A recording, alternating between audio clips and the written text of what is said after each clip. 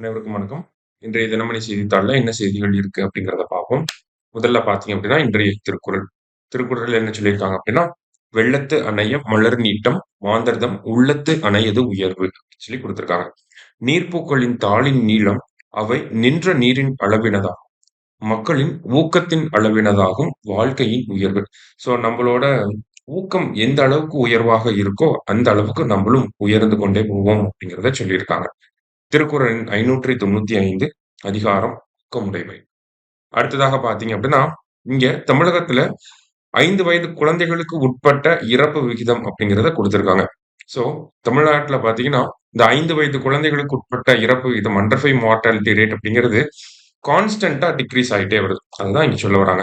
அதாவது 2022, 23ஆம் ஆண்டு படி பார்த்தீங்கன்னா, 1000 பிறப்புகளுக்கு 10.9 இருந்த இந்த சதவீதம், இப்ப 2024, 25ஆம் ஆண்டுல பார்க்கிறப்ப 8.2 கம்மியாயிருக்கு. ஓகேங்களா? ஒரு சிக்னிஃபிகன்ட் டிக்ரீஸ் ஆயிருக்கு. அது எதனால அப்படின்னு பார்த்தீங்கன்னா, நம்ம அரசாங்கத்தினுடைய திட்டங்கள்னால தான். ஊட்டச்சத்தை உறுதி செய் அப்படிங்கிற திட்டம் இருக்கு. முத்துலட்சுமி ரெட்டி அம்மையார் திட்டத்துக்கு கீழ ஆ ஃபினான்ஷியல் பெனிஃபிட்ஸும் குடுக்குறாங்க. அந்த ஊட்டச்சத்து பெட்டகங்களும் குடுக்குறாங்க. அதே மாதிரி பார்த்தீங்கன்னா, நம்ம தடுப்பூசி செலுத்தக்கூடிய அந்த நடைமுறைகள், அடுத்தது தமிழகத்தில சிறப்பாக செயல்பட்டுட்டு வரக்கூடிய அங்கன்வாடிகள், இந்த மாதிரியான காரணங்கள்னால, இந்த 5 வயதுக்கு உட்பட்ட குழந்தைகளின் இறப்பு விகிதம் அப்படிங்கிறது, ஒரு கிராஜுவல் டிக்ரீஸா நம்ம பார்க்கிறோம். 8.2 அப்படிங்கிற சதவீதத்தில இருக்கு. இதை ஒட்டி பார்க்கிறப்ப, நமக்கு ஐஎம்ஆர், எம்எம்ஆர்லாம் என்ன ரேட்ல இருக்கு? தற்போதைய நிலை என்ன? அப்படிங்கிறத தெரிஞ்சுக்குவோம். இன்ஃபான்ட் மார்ட்டாலிட்டி ரேட் ஐஎம்ஆர் அப்படிங்கிறது நமக்கு 7.7ஆக இருக்கு. அடுத்தது எம்எம்ஆர் அப்படிங்கிறது நமக்கு 39.4ஆக இருக்கு. அடுத்ததா பார்த்தீங்கன்னா, அண்டர் 5 மார்ட்டாலிட்டி ரேட் அதான் இங்க குடுத்திருக்காங்க. 8.2ஆக இருக்கு. அதே மாரி டோட்டல் ஃபெர்டிலிட்டி ரேட் அப்படின்னு சொல்லுவாங்க. டிஎஃப்ஆர். இந்த டிஎஃப்ஆர் அப்படிங்கிறது நமக்கு 1.5ஆக இருக்கு. சரிங்களா? இந்த டேட்டாவ எல்லாத்தையும் நல்லா பார்த்து வச்சுக்கோங்க. அடுத்தது அடுத்து என்ன குடுத்திருக்காங்க அப்படின்னா, இந்த S-400 அப்படிங்கிற இந்த ஒரு வான் பாதுகாப்பு அமைப்ப பத்தி ஏர் டிஃபென்ஸ் சிஸ்டம் பத்தி குடுத்திருக்காங்க. S-400 அப்படிங்கிற இந்த ஒரு அமைப்ப பொறுத்தவரைக்கும் பார்த்தீங்கன்னா, நம்ம ரஷ்யா கிட்ட இருந்து வாங்கியிருக்கோம். சரிங்களா? 400 கிலோமீட்டருக்கு தொலைவில வரக்கூடிய எதிரி நாட்டு ஏவுகணைகள வானத்தில வச்சு வீழ்த்தக்கூடிய சிறப்பு இந்த S-400 அப்படிங்கிற இந்த சிஸ்டம்க்கு இருக்கு.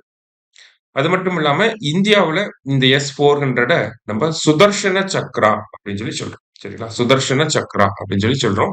இது என்ன தொழில்நுட்பம் பயன்படுத்தி வருது அப்படின்னு பார்த்தீங்கன்னா, ஹோமிங் தொழில்நுட்ப கலவையை கொண்டுள்ளது அப்படின்னு சொல்லி இங்க குடுத்திருக்காங்க. ஹோமிங் அப்படிங்கிற இந்த டெக்னாலஜிய பயன்படுத்தி இருக்கிறதாக சொல்லியிருக்காங்க.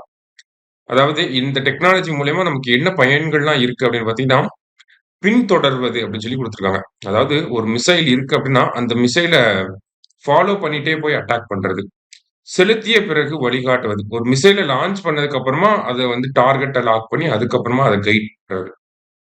அடுத்தது, அந்த டார்கெட்ட லாக் பண்ணி எப்படி அந்த இலக்க நோக்கி போகும் அப்படின்னா, ஜிபிஎஸ் தொழில்நுட்பத்த பயன்படுத்தி. அதே மாதிரி நம்ப இந்த மிசைல வந்து அனுப்பிட்டோம். இந்த S-400 மிசைல அனுப்பிட்டோம் அப்டின்னா, ஒண்ணு அதுவே ஆட்டோமேட்டிக்கா இலக்க தேடி போய் அழிச்சுட்டு வந்துரும். இல்ல அப்டின்னு பார்த்தீங்கன்னா, நம்ப கண்ட்ரோல் சென்டர்லருந்து மேனுவலா கண்ட்ரோல் பண்ணியும் ஒரு இலக்க கொண்டு போய் நம்மனால அட்டாக் பண்ண முடியும். சரிங்களா?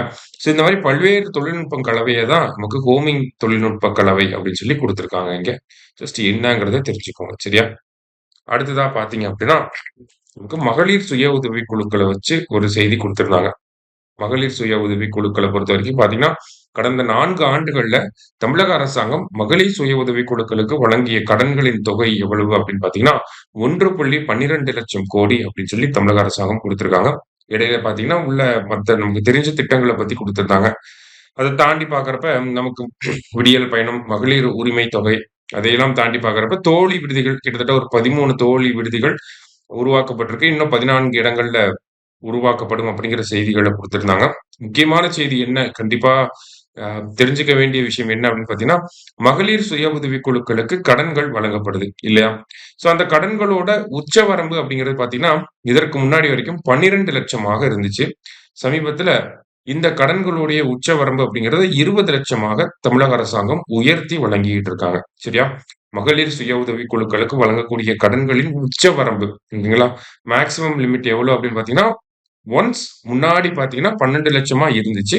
இப்போ அத 20,00,000 உயர்த்தி குடுக்குறாங்க. சரியா? ஸோ 20,00,000 அப்படிங்கிறத நம்ம தெரிஞ்சுக்கணும். ஓகேவா? ஸோ இன்றைய செய்தித்தாள்ல இருந்த முக்கிய செய்திகள் எல்லாத்தையும் பார்த்திருக்கோம். நன்றி.